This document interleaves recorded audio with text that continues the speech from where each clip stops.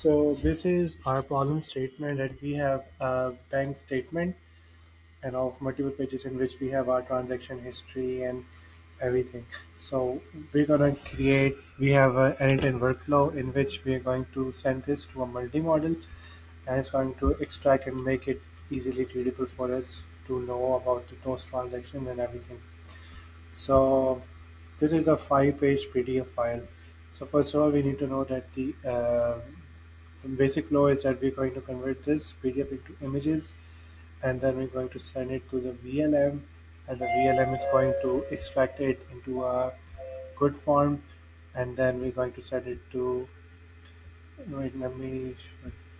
So first of all, what we are going to do is that we are uploading this in our Google Drive, and what we are doing is that we're sending this PDF to a third party API, string link PDF, or there are many other, you will get APIs for this. What it does is that it converts those PDF into separate images. What we are doing that we are converting those images into a zip file, and then we are converting into a list, the list of images that we have. S- Since we have a PDF of five pages, then we'll passing through this, we'll have a image of for like five different images, and then we are sorting these images into uh, the proper format. Like image page one of the PDF was image one, and image two was page two of the PDF. Okay, so what we are doing is that we are passing it through resize, that we are resizing those individual image to a specific width and height, and we are passing it through a VLM. So what VLM is doing is that we this is the problem of the VLM, in which we are converting those separate images into markdowns. Since AI understands, when we convert those images into markdown, it is very easy for AI to read it and do some processing over it.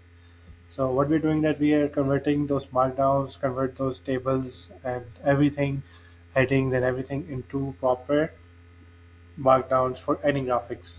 So the AI can understand what's in the PDF. Okay.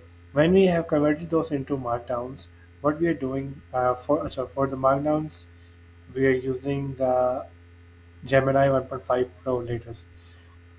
You can use it by updating your Gemini API account by adding some credentials to it. So what we are doing is that in here we are aggregating all those images. We are now combining all those separate images that we get.